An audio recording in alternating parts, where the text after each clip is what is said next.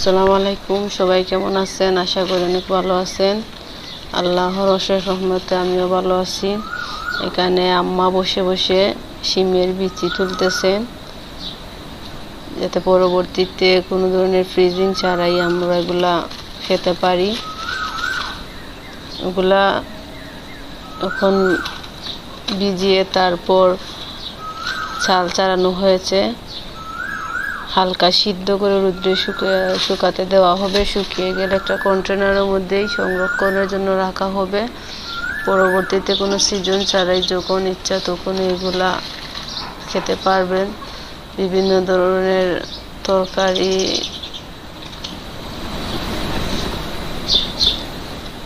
মাছ দিয়ে অবশ্যই বেশি ভালো লাগে। এখানে আলিশা ওর চুলটা নেড়া করে দেওয়া হচ্ছে। ভীষণ গরম পড়েছে,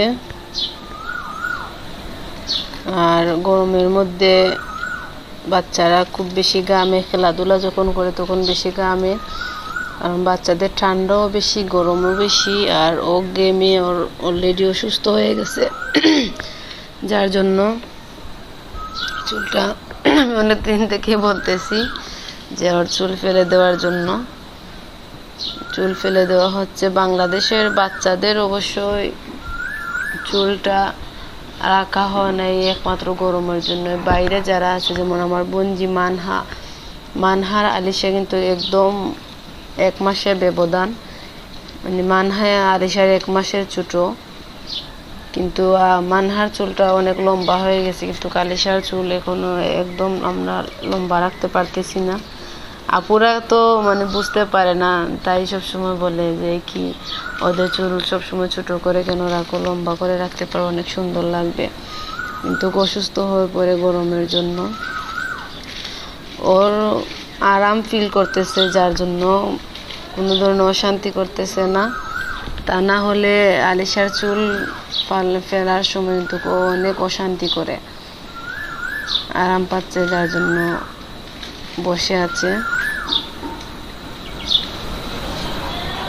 এই তো চুল কাটছে এখন।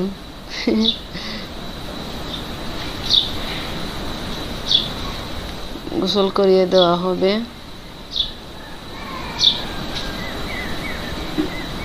আর এখানে দেখতেছি আমি কি লামিসা, এগুলা কি গাইল চা বলে, এগুলা দিয়া এই বড়ইটা করতেছে।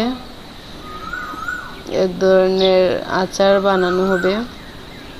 আমি এক জায়গায় বেড়াতে গিয়েছিলাম আমার খালার বাড়িতে, ওইখানে দেখেছিলাম একজন আমাকে একটা আচার খেতে দিয়েছিলেন, যেটা খুব ভালো লেগেছিল আমার। একদম অন্যরকম একটা স্বাদ। জানি না সবার কার কোনটা ভালো লাগে, আমাদের এক একজনের কিন্তু এক এক ধরনের রুচি। আমার ওই আচারটাই বেশি ভালো লেগেছিলো, যার জন্য ওইটা তৈরি করার জন্য ওইগুলা রেডি করা হচ্ছে। আমার পরবর্তী ভিডিওতে অবশ্যই আমি সম্পূর্ণ এই আচার রেসিপিটা দেখাবো, ইনশাল্লাহ চেষ্টা করব। আর আমি অবশ্যই এগুলা বানাই না, আম্মা বানান সব সময়। আম্মা সব ধরনের আচার তৈরি করতে পারেন, আর অনেক দিন পর্যন্ত কিভাবে ওইগুলা সংরক্ষণ করে রাখতে হয় যাতে নষ্ট না হয়ে যায়, স্বাদ নষ্ট না হয়ে যায়, সেইভাবেই রাখেন। আর আমার আম্মা খুবই কাজ প্রিয় একজন মানুষ। সব সময় কাজ মানে করতেই দেখি কাজ নিয়ে সব সময় ব্যস্ত থাকেন। অবশ্যই একা একা ভালো লাগে না, যার জন্য হয়তো এটা ওনার একটা টাইম পাসের রাস্তা, যার জন্য এগুলা করেন। আর আমি খুবই অলস একটা মানুষ।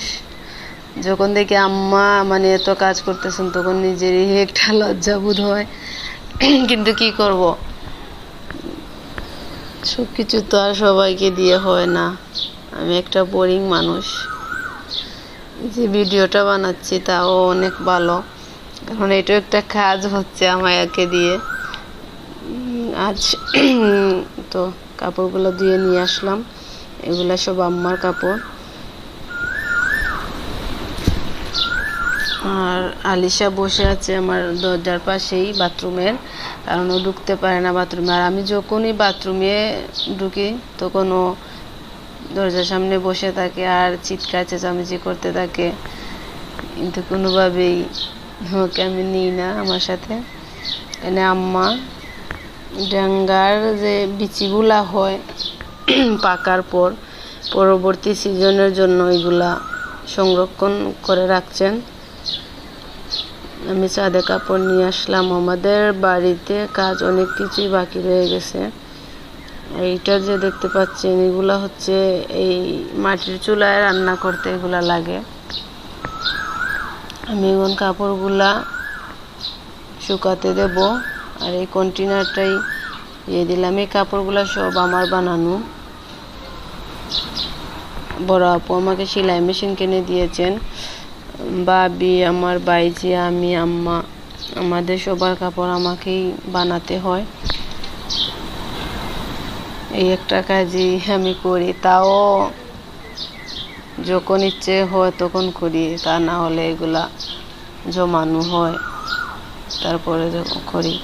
আর এই যে দেখতে পাচ্ছেন এই বড়ইয়ের আচার, নানান ধরনের আচার, শুটকি শুকানো, শিমের বিচি শুকানো, লাউ শুকানো, এগুলো আমাদের বাসায় সবসময় লেগেই থাকে। শুধুমাত্র মানে আমার আম্মার কারণে আম্মা সবসময় এগুলা নিয়ে পড়ে থাকেন। আর আমার ফ্যামিলির অনেকে বাইরে আছেন, যার জন্য এগুলো আমাদেরকে রাখতে হয় সংরক্ষণ করে। যখন এই সুযোগ পাওয়া হয় তখন ওগুলো পাঠিয়ে দিতে হয়। এগুলো যে আগে দেখিয়েছিলাম যে চাল চারানো হচ্ছে, হালকা সিদ্ধ দিয়ে এগুলো শুকাতে দেওয়া হয়েছে। এটা লাউ। বড় আপু আশা করতেছি দেশে আসবেন ইনশাল্লাহ, সবাই দোয়া করবেন, কারণ আপা অনেক দিন হয়ে গেছে দেশে আসতে পারেন না। আসবেন বলেন, তারপরে আসা হয়ে ওঠে নাই। দোয়া করবেন সবাই।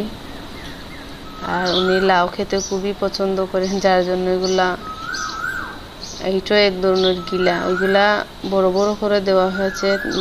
শুকিয়ে গেলে হালকা মিডিয়াম ভাবে যখন শুকানো হবে তখন এগুলাকে কেটে তারপরে ছোট ছোট করে রাখা হবে। এটা ছাদের পাশে যে একটা বড়ই গাছ, ওই গাছের বড়ইগুলা হাত দিয়ে পারা যায়।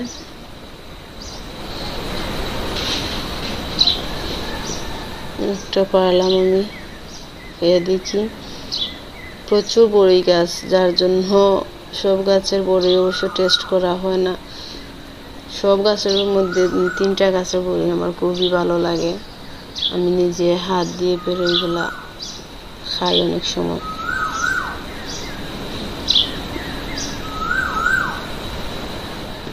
এই যে দেখতে পাচ্ছেন শিমগুলা শুকনা, এইগুলা পরবর্তীতে যে সিজন আসবে আগামী বছর তখন লাগানোর জন্য এগুলা শুকানো হচ্ছে। শুকিয়ে তারপরে বিচিটা বের করে রেখে দেওয়া হবে। এখন আমি নিচে চলে যাচ্ছি।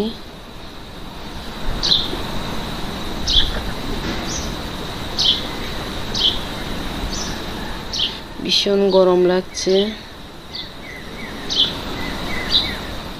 আর আমার ইদানিং রুমটা খুবই এলোমেলো থাকে। আগে অবশ্য এরকম আমি ছিলাম না, এখন একটু এলোমেলো হয়ে গেছি।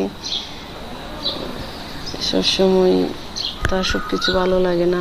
এটা আম্মা এই যে ডুগি মানে ডেঙ্গা যেটাকে বলে, ডেঙ্গার বিচিগুলো আমাদের বাগানের মধ্যেই ঝাড়তেছেন, যাতে যে বিচিগুলো ওইখানে পড়বে ওইগুলা হয়ে যাবে আর কি, উঠে যাবে, খেতে পারবো আমরা হয়তো মাস 1.5 পরে। আর এই তো বিচিগুলা পাকা ডেঙ্গা থেকে যে বিচিগুলা তোলা হয়েছে ওইগুলা একটা বোতলের মধ্যে ভরে রেখে দেওয়া হবে। আর এটা আমাদের একটা ছোটো মোটো বাগান, সব ধরনের মোটামুটি সবজি লাগানো হয় যেগুলো আমরা খেতে পারি। আর এতক্ষণ যারা আমার ভিডিওটা দেখছিলেন তাদেরকে অনেক অনেক ধন্যবাদ। পরবর্তী ভিডিওর জন্য অবশ্যই আমার চ্যানেলটা সাবস্ক্রাইব করে রাখবেন। যদি ভালো লাগে আমার সাথে থাকবেন। জানি না সবার হয়তো আমার ভিডিওগুলো ভালো লাগবে না, আর কারো কারো ভালো লাগতে পারে। আমি চেষ্টা করতেছি ভিডিও কোয়ালিটি ভালো করার জন্য। নতুন এইমাত্র শুরু করলাম, যার জন্য ব্লগ আমার তেমন একটা গোছানো হয় না সুন্দর প্রফেশনালি ব্লগারদের